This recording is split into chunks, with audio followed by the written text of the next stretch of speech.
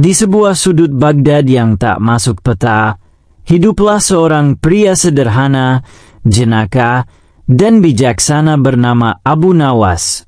Ia tinggal di gubuk reyot yang pintunya lebih sering copot daripada terbuka. Atapnya menetes air meski tidak hujan, karena tetangganya menjemur cucian di atas gentengnya. Setiap pagi, Abu Nawas bangun dengan semangat, menyapa ayam-ayam tetangga yang salah parkir di halamannya, dan menyeduh kopi dari aroma saja, karena ia terlalu miskin untuk membeli bijinya. Namun, Abu Nawas tidak pernah mengeluh. Baginya, kemiskinan adalah bahan lelucon paling empuk. "Wahai perutku, sabarlah. Engkau tidak lapar, hanya kangen nasi," katanya sambil mengelus perutnya yang bernyanyi nada tinggi. Suatu hari, di pasar Baghdad, Abu Nawas melihat seorang penjual kue yang terkenal pelit. Penjual itu memasang tulisan besar, "Menghirup aroma kue 1 dirham." Orang-orang tertawa, tapi Abu Nawas menanggapinya serius. Ia mengeluarkan uang logam dan menggoyang-goyangkannya di depan si penjual. "Untuk apa itu?" tanya si penjual galak. "Aku membayar aroma dengan suara," jawab Abu Nawas santai. "Aromamu kutukar dengan bunyi uangku. Sama-sama tidak disentuh." Seluruh pasar meledak tawa. Si penjual ngamuk, tapi karena semua orang mendukung Abu Nawas, ia tak bisa berbuat apa-apa. Keesokan harinya, cerita itu menyebar ke penjuru Baghdad. Orang-orang mulai mengundang Abu Nawas untuk melucu di acara pernikahan, sunatan, bahkan pemakaman yang terlalu sepi. Dari sinilah uang mulai masuk perlahan ke kantong robeknya. Ketenaran Abu Nawas sampai ke telinga Raja Harun al-Rashid. Sang raja yang suka menjebak penasihat-penasihatnya merasa terusik karena rakyat lebih suka mendengar lelucon Abu Nawas daripada pidato istana. Si Abu Nawas itu harus diuji, gumam raja. Kalau dia gagal, kuusir ke padang pasir. Kalau dia lolos, kukasih 1 teko emas, kosong. Raja pun memanggil Abu Nawas ke istana. "Hai Abu Nawas," ujar sang raja dengan nada penuh jebakan. "Aku ingin engkau membawakan sesuatu yang tidak bisa dibawa, namun bisa dijual di pasar." Abu Nawas mengangguk tenang. "Baik tuanku. Tunggu aku esok hari dengan sesuatu yang tidak bisa dibawa, tapi bisa dijual." Keesokan harinya, Abu Nawas datang sambil membawa selembar kertas kosong. "Ini apa?" bentak raja. "Ini surat kabar masa depan, tuanku. Belum ditulis, tapi nanti akan mengabarkan tentang istana yang kaget melihat kertas kosong dijual 10 dirham karena sang raja penasaran isinya." Raja tercengang. Ia tertawa dan, meski enggan, memberinya hadiah, sebidang tanah kecil di ujung kota. Tanah kecil itu berbentuk segitiga, sempit, dan berada di antara 2 rumah milik orang kaya dengki bernama Haj Mahmud dan Tuan Al-Dengki. Mereka sudah kesal melihat Abu Nawas naik kelas dari gubuk ke tanah. "Aku yakin dia tidak akan bisa bangun rumah di sana. Terlalu kecil," kata Haj Mahmud. Namun, Abu Nawas justru mendirikan warung tanya jawab. Di sana, siapapun boleh datang, bertanya apa saja, dan membayar sesuai nilai jawaban. Pertanyaannya absurd, tapi jawabannya bikin nagih. Kenapa unta tidak pakai helm? Karena kalau jatuh, yang lecet bukan kepalanya, tapi harga dirinya. Apa hukum meminjam sandal tapi lupa mengembalikan? Itu sandal masuk surga, karena sudah banyak beramal.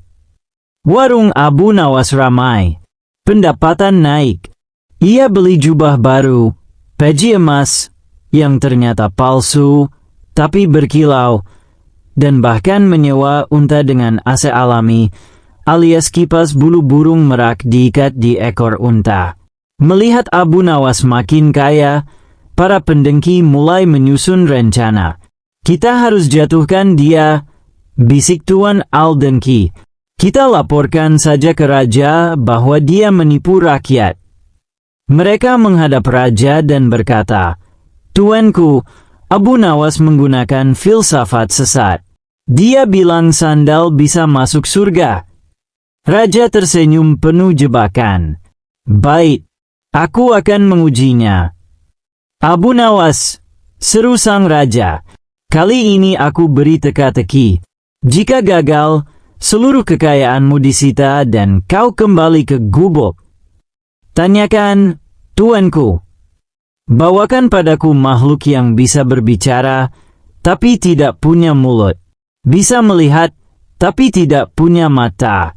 Dan bisa mendengarkan, tapi tidak punya telinga." Abu Nawas mengangguk, pulang, dan menyepi selama 3 hari. Ia kembali sambil membawa cermin. "Ini apa?" tanya raja. "Ini makhluk dari zaman masa depan," jawab Abu Nawas. Ia bicara dengan bayangan, melihat segala tanpa mata, dan mendengarkan hati tanpa telinga. Raja tercekat. Para menteri bingung. Rakyat kagum. Para pendengki gigit bantal. Raja pun memberikan Abu Nawas hadiah. Sebuah rumah di tengah kota, lengkap dengan taman dan kolam berisi ikan yang bisa menari kalau dikasih musik dangdut. Setelah kegagalan mereka melapor ke raja, Haj Mahmud dan Tuan Al-Dengki makin tak sabar. Abu Nawas harus dihancurkan secara halus. "Kita sebar isu," bisik Mahmud. Maka beredarlah desas-desus di kota. Abu Nawas mendapatkan rumah dari raja karena dia punya ilmu hitam. Dia bisa membaca pikiran raja dan menteri. Konon dia punya jin bernama Google bin Yahoo. Desas-desus itu sampai ke telinga raja. Bukannya marah, raja justru tertawa sampai hampir tersedak kurma. "Aku harus menjebaknya lagi. Tapi kali ini lebih absurd." Abu Nawas dipanggil ke istana. "Abu Nawas," kata sang raja sambil menahan senyum, "kali ini aku ingin kau membawakan pisang yang bisa berbicara." "Berbicara?" tanya Abu Nawas. "Ya, jika berhasil, ku berikan separuh hasil kebun kerajaan. Jika gagal, kau harus mencuci seluruh jubah menteri selama setahun." Abu Nawas pamit dengan hormat. Ia kembali 3 hari kemudian dengan seekor burung beo. "Ini bukan pisang," bentak raja. "Benar, tuanku. Tapi jika tuanku menyuruhnya, ia akan berkata, 'Saya suka pisang.'" Beo itu pun berkata, "Saya suka pisang." Raja terdiam, lalu tertawa terguling di atas karpet Persia. "Kau menang lagi." Kebun kerajaan diberikan kepada Abu Nawas. Kini, ia punya rumah, kebun, dan bisnis warung tanya jawab yang semakin ramai.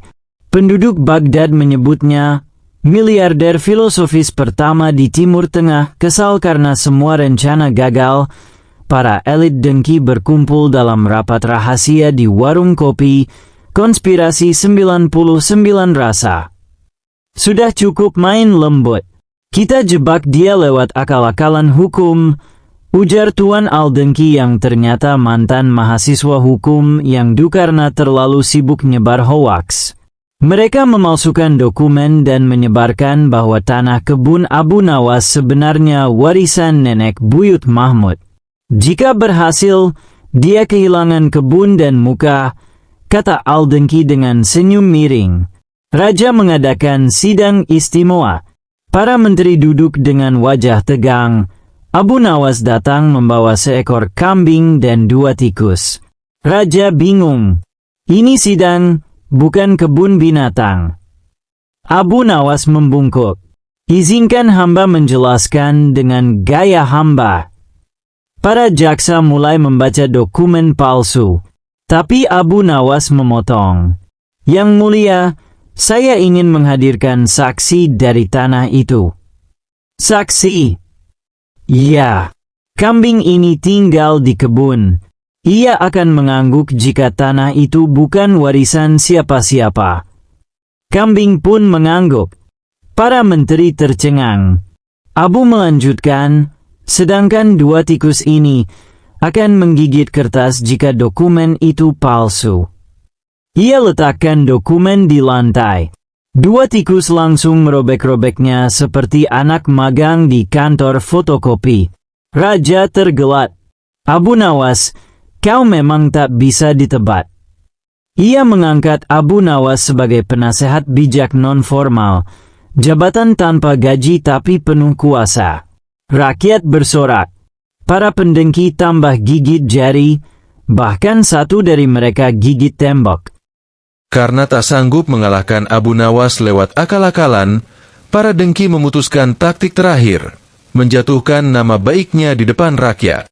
Mereka menyebar berita bahwa Abu Nawas membeli harta dari uang hasil menipu rakyat kecil. Abu Nawas tak tinggal diam. Ia naik panggung di tengah alun-alun dan mengumumkan, siapapun yang merasa pernah saya tipu, datang dan tunjukkan bukti.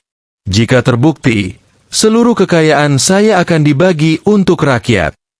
Satu persatu warga maju, tapi tidak ada yang bisa membuktikan.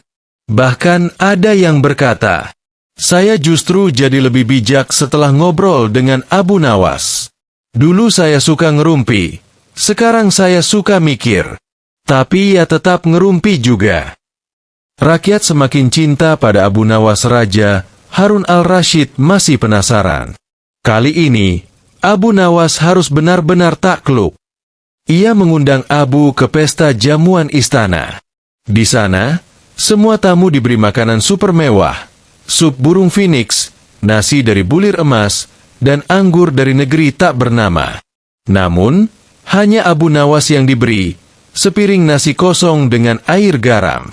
Raja berseru, siapapun yang bisa menjadikan makanan itu paling lezat tanpa menambah bahan, akan jadi penasihat kerajaan dengan gaji seumur hidup. Semua tamu terdiam. Tapi Abu Nawas mengangkat sendok, menyuap nasi garam itu, lalu berkata keras, ini adalah makanan paling lezat di dunia. Semua menoleh, bingung. Abu melanjutkan, karena saat miskin dulu, aku hanya makan nasi garam. Hari ini, aku memakannya kembali, dan semua kenangan perjuangan, cinta ibu, canda masa kecil, kembali hadir dalam suapan ini. Mana ada makanan yang bisa menyaingi rasa itu? Seluruh aula sunyi. Beberapa menteri meneteskan air mata. Raja berdiri dan bertepuk tangan. Ia berkata, Abu Nawas, kau bukan hanya cerdas. Kau mengingatkan kami tentang rasa syukur. Mulai hari ini, engkau jadi penasehat agung kerajaan Baghdad. Meski kini bergelimang harta, rumah mewah, kebun luas, dan jabatan tinggi, Abu Nawas tetap hidup sederhana. Ia tetap minum kopi aroma, karena katanya, itu lebih jujur daripada yang terlalu manis. Ia masih bercanda dengan ayam tetangga. Dan ia tetap membuka warung tanya jawab, sekarang dengan papan nama. Warung Abu Nawas, di sini ketawa dan hikmah bertemu. Melihat Abu Nawas makin sukses dan tetap rendah hati, para pendengki akhirnya merasa malu. Mereka datang ke rumahnya dan berkata, maafkan kami, Abu. Dulu kami ingin menjatuhkanmu karena kami merasa kecil. Abu Nawas tersenyum. Tidak apa-apa. Justru karena kalianlah aku bisa naik. Kalian seperti tangga. Semakin tinggi aku naik, semakin aku bersyukur pada yang di bawah. Mereka menangis. Abu Nawas pun memeluk mereka.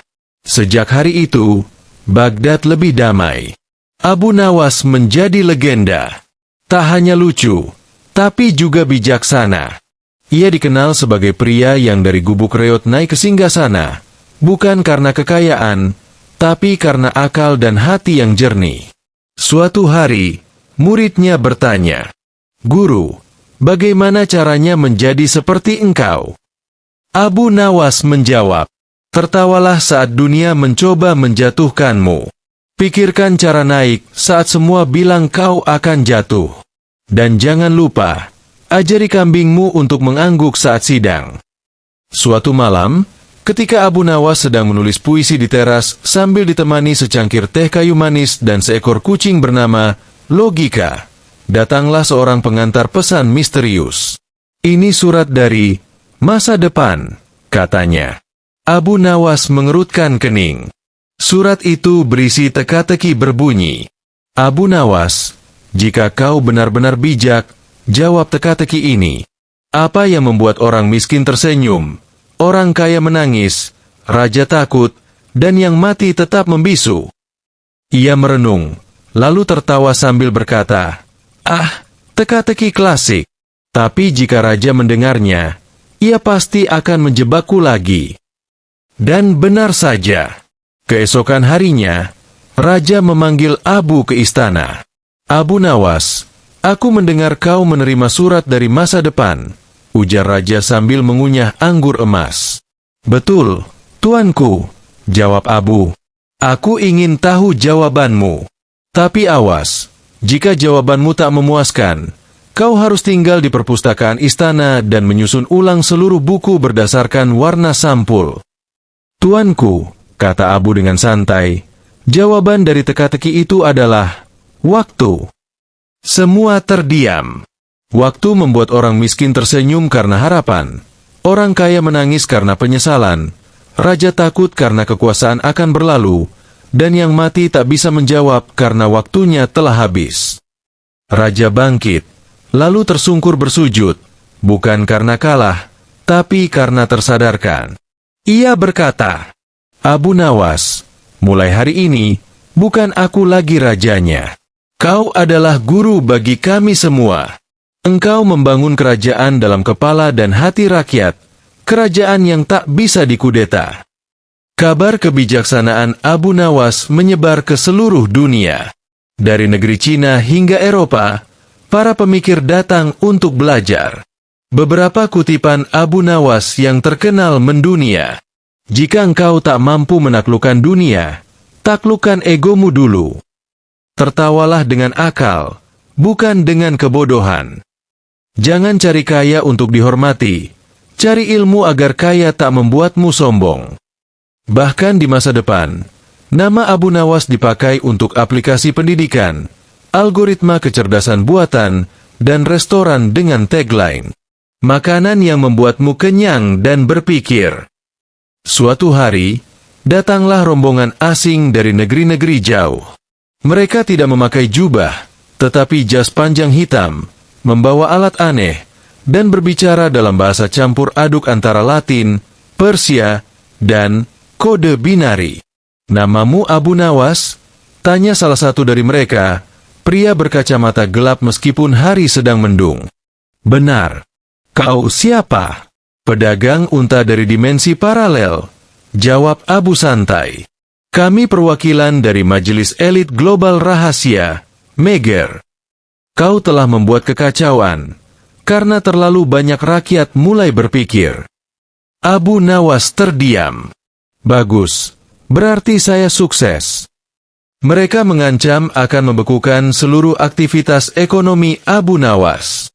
"Kami bisa menutup warungmu, menurunkan harga kurma, bahkan membuat kambingmu kehilangan minat makan."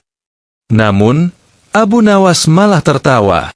"Wahai kalian elit yang takut pikiran rakyat, aku punya senjata yang kalian tak pernah bisa hancurkan." "Apa itu?" "Tawa." Meger kemudian memberi Abu sebuah teka-teki dunia, yang konon katanya belum pernah bisa dijawab selama ribuan tahun. Apa yang bisa membuat dunia bersatu tanpa senjata, tanpa kekuasaan, dan tanpa uang? Abu hanya meminta satu malam untuk menjawab. Di malam itu, ia tak pergi ke perpustakaan. Ia tak berdiskusi dengan menteri atau jin. Ia hanya berjalan ke pasar dan mendengarkan rakyat kecil. Anak yang tertawa karena boneka, Ibu yang bahagia meski cuma makan nasi garam, kakek yang tersenyum karena cucunya memeluknya erat. Keesokan harinya, ia menjawab, kisah. Kisah membuat manusia duduk bersama, menangis dan tertawa bersama, tanpa takut, tanpa paksaan, tanpa suap. Megar terdiam. Bahkan para elit global mulai berkaca-kaca. Salah satu dari mereka menulis puisi, yang lainnya resign dari organisasi, dan satu orang malah membuka warung kopi bernama Teka-Teki Abu.